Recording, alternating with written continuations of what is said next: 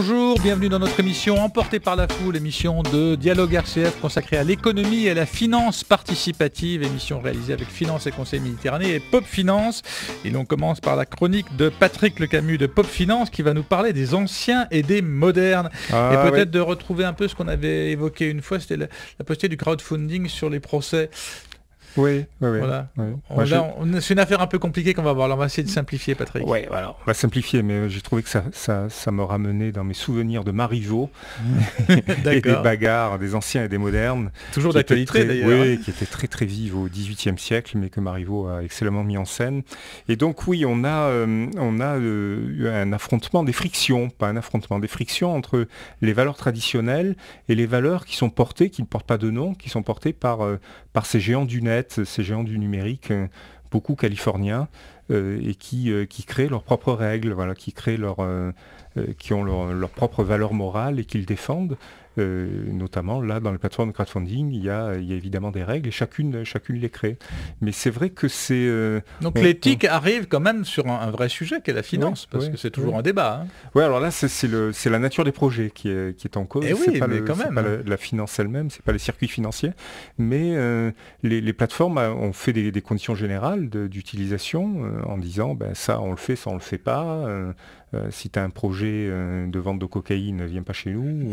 De préférence, oui. Il pourrait y avoir la vente d'armes. Donc on a créé des règles, mais ce qu'on voit, c'est qu'on ne peut pas anticiper toutes les situations. Donc là, on est dans l'expérience qui amène à modifier les conditions générales d'utilisation des plateformes. Et qui vont, quelle que soit la plateforme, toujours un petit peu dans le même sens. Ce que je disais, c'est qu'on a des grosses entreprises du numérique américaines qui pensent qu'ils vont changer le monde, quoi. Ils se sentent messianiques à fond les barillons. Eux-mêmes se sentent disruptifs. Disruptif, c'est un vilain mot, mais ça veut dire qu'ils ont le sentiment qu'ils vont changer les choses de manière irrémédiable. Donc ça, c'est de manière positive, vont construire l'avenir, l'économie de demain, et les relations humaines de demain, les relations sociales de demain. Mais aussi, ça veut dire que, pour d'autres, disruptif, ça veut dire que c'est comme Uber, quoi. Ça casse le métier de taxi. Enfin, il y a deux sens à ce mot qui s'opposent, qui sont vraiment pas compatibles l'un avec l'autre, l'un très positif et l'autre très destructeur. Et ces personnes-là ne partagent pas nécessairement les valeurs traditionnelles, de manière générale, non. Et donc là, on a le cas... alors elles ont besoin de se donner des valeurs, parce qu'à travers l'exemple que tu vas nous donner, là, tu vas nous expliquer, c'est des valeurs anciennes qui doivent s'adapter aussi à des processus nouveaux. Bien sûr. Alors, donne-nous l'exemple. On va parler d'une pâtisserie et d'un fleuriste. Ouais, c'est une pâtisserie et une fleuriste qui ont refusé de servir un mariage gay, chacun, c'est pas le même. Il y en a une dans l'Oregon, l'autre je me souviens plus où. Le fleuriste, je sais pas où il est. Et donc la pâtisserie a dit, non, moi, mariage gay, je fais pas. Donc on est aux États-Unis et procès.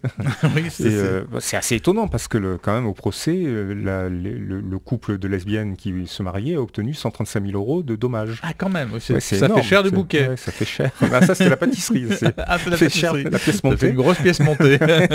Et donc on ne sait pas pourquoi on a autant de dommages pour ça, sans doute pour le préjudice moral, parce que le préjudice... mais les États-Unis appliquent les lois contre la discrimination de façon très ferme. Oui. Voilà, donc du coup, 135 000 €, ça faisait beaucoup pour cette pauvre petite pâtisserie, et qui s'est dit, je vais faire appel à ma communauté pour m'aider à payer ces dommages.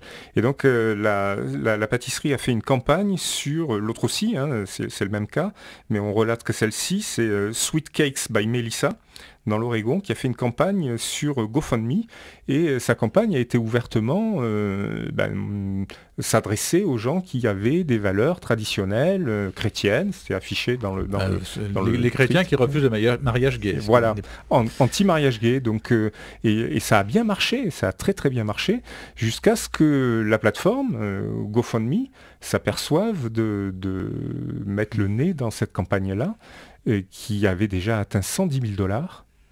C'est colossal quand même. Oui. Et disent, non, nous on n'accepte pas ça. D'accord. On n'accepte pas qu'on ait recours à nos outils. Pour payer des pénalités quelque part. Alors pour payer de la discrimination, chose, une punition contre la discrimination. C'est plutôt le côté discriminatoire qui les intéressait. C'était pas le côté on n'a pas le droit de payer des amendes, puisque là c'est des dommages, c'était pas l'amende. Et donc donc ils ont remboursé. Alors ils ont ils se sont quand même pris une volée de bois vert en disant mais ils ont déjà 510 000 $ et tu changes les règles en cours de route, c'est pas génial. Donc ils ont dit ok, les 110 000 tu les gardes, c'est bon, mais t'as pas le droit de continuer la campagne et les prochains ils pourront pas faire de campagne crowdfunding sur le sujet. Donc question éthique au cœur effectivement du crowdfunding, et on aura l'occasion d'y revenir parce que ce sont de vrais sujets. Alors l'agenda, qu'est-ce qu'il nous dit? L'agenda, il nous dit qu'il y a beaucoup de formations faites par notre partenaire Manager Academy PACA, et j'en ai sélectionné 4 qui sont en rapport avec la préparation de campagne crowdfunding. Donc il y a de la formation de l'initiation aux réseaux sociaux qui a lieu le 3 mars, de la formation pour élaborer un business plan efficace, c'est un petit peu moins, mais enfin ça peut être rentré. Ça peut être utile quand même de faire un business plan. Oui, ça peut être utile, mais maintenant on fait des business models, on fait plus de business plan. Donc en tout cas pour le crowdfunding, donc le 9 mars, et on a la formation à l'écriture web. Le 14 mars par le rédac-chef d'Econostrum, et la formation à l'intelligence collective le 15 mars. Voilà, il y en a d'autres évidemment, et le programme entier peut se trouver sur le site de Manager Academy PACA. On fait une pause musicale avec une musique originale qui a été composée par Thomas Gabel, et on vous dira tout à l'heure pourquoi.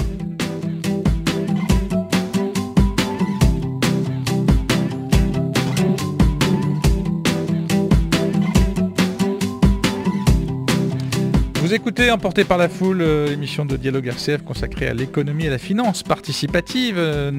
C'est le temps de notre invité. Nous recevons William Roy, qui est coach et qui va nous parler de jeux sérieux, serious game en anglais, il aime bien l'anglais. Jeux sérieux, on ne sait pas trop ce que c'est en français, on va l'expliquer. Mais avant, un petit mot sur la musique, puisque c'est l'indicatif de votre levée de fonds, c'est ça? Alors en fait, c'est un bon résumé du projet Pitch Cards, qui est le projet pour lequel je suis là aujourd'hui, puisqu'en fait autour de Pitch Cards on a mobilisé plein de gens et des gens qui sont venus comme Thomas, qui est un ami, et qui m'a dit écoute, moi je fais la musique de ta vidéo de crowdfunding. Voilà.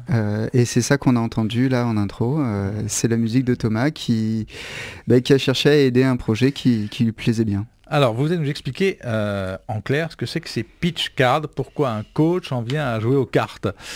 Alors, un coach en vient à jouer aux cartes pour plein de raisons. La principale est en fait qu'en travaillant avec des entrepreneurs et des cadres dirigeants autour de leur prise de parole en public, je me suis aperçu que parfois... Ça bloque. Ça bloque. Et ce qui bloque, c'est souvent l'ego. Parce que j'ai peur de me mettre à nu devant les autres. C'est même encore plus simple que ça, c'est que lorsqu'on dit à une personne « Attention, je trouve que tu parles un peu trop vite quand tu pitches », la personne entend « Je n'aime pas ton projet ». C'est pas du tout ce qu'on a dit, mais c'est ce qu'elle ressent et c'est normal. C'est son projet, sa carrière, son expérience de vie, et il y a cet ego qui est piqué au vif. Donc j'ai commencé à utiliser des cartes que j'ai créées dans le cadre des Startup Weekend, qui est un événement qui est mondial et dont je m'occupais un peu pendant quelques années sur Aix-Marseille. Et en fait, on avait créé un jeu de cartes pour permettre aux gens de pratiquer le pitch, qui était un jeu de cartes avec 2 mots-clés et une contrainte. Et ensuite, ils devaient créer une fausse entreprise en quelques minutes et la pitcher en une seule. Donc par exemple, si je prends mon jeu de cartes là maintenant, on va prendre la fenêtre comme mot-clé, le poulpe comme autre mot-clé, et puis une contrainte qui va être une application mobile. Donc là, on pourrait imaginer une application mobile qui me permettrait de demander, lorsque je vis en bord de mer et que mes fenêtres sont tout le temps salies par les embruns, à des petits poulpes de venir nettoyer mes fenêtres. Bon, le pitch, d'accord. Voilà, donc là, le pitch est tout à fait farfelu, mais en faisant ça et en y passant quelques instants, je travaille, je pratique. Et derrière, il y a un autre jeu de cartes qui va me poser des questions sur la pratique. Là, par exemple, je prends une carte qui est « Est-ce que tu termines avec un wow ?» Est-ce que tu termines avec quelque chose qui va impressionner, qui va marquer les gens? Et en fait, en questionnant la pratique, encore une fois, on n'est pas dans la normalisation de la pratique, on est dans l'interrogation. Et là, c'est de suite plus utile. Donc là, quand je reprends mon serious game, jeu et sérieux, ce qui est le jeu, c'est les cartes, c'est-à-dire qu'ils vont me donner des éléments ludiques. Ce qui est sérieux, c'est que ça m'oblige à m'exprimer en retirant tout ce que je peux avoir d'affectif, de personnel et qui bloquerait mon expression. Totalement. C'est un jeu à but pédagogique, Voilà. si on devait traduire ça en très bon français. Pour des managers, pour ceux qui viennent prendre la parole à la radio. Par exemple. On pourrait faire des séances de formation avant l'émission alors. Vous pourriez. On pourrait aussi travailler, comme ça a été le cas, avec des étudiants entrepreneurs, puisqu'on a fait une session avec le pôle Pépite PACA West, avec de jeunes start-upers, puisqu'on est allé à Numa, au Tuba à Lyon, on est aussi allé au Startup Palace à Nantes avec ce jeu, et on l'a prêté à plein de copains facilitateurs qui nous ont fait des retours et qui l'ont fait évoluer en fait dans les... Et donc là, l'idée que vous est venue de dire, il faut que j'en fasse du business, je vais lever des fonds, vous avez besoin de 20 000 € que vous levez sur Kickstarter pour financer quoi et en faire quoi? Alors, on a voulu lever 20 000 € pour se déployer à l'international d'emblée. Parce que on parlait des start-upers et que des start-upers il y en a dans tous les pays, et la preuve en est qu'on s'est lancé jeudi sur Kickstarter, et enfin jeudi 16, et qu'au moment où on parle, tout va bien sur la campagne, tout va très bien. On a des gens de Singapour, on a des gens d'Australie, de Hong Kong, d'Angleterre, d'Italie, je sais plus si j'ai dit, il y a les États-Unis, il y en a pas mal aussi, et en fait des serious games comme ça et des jeux à but pédagogique et des questions qui vont vous interroger, il y en a plein, et la moyenne demandée est 20 000 parce qu'en fait derrière on a des très gros frais de création du jeu en lui-même. C'est de la vraie carte à jouer, il y a de l'expédition internationale qui coûte excessivement cher, il y a les protos qu'il a fallu financer de notre poche, on aimerait bien se retrouver au moins à l'équilibre là-dessus, les déplacements, enfin il y a énormément de choses. Donc là c'est un appel à don, c'est un appel à quoi? C'est un don avec contrepartie. Donc vous commandez votre jeu de cartes en amont et vous le recevrez et là, normalement, pour recevoir le jeu de cartes, il faut que je mette combien? 27 € plus frais de port en early bird. D'accord, merci. Donc la campagne sur Kickstarter, toutes les informations sur notre page Facebook Emporté par la foule. Vous pouvez retrouver cette émission et les autres sur rcf.fr. On vous donne rendez-vous la semaine prochaine.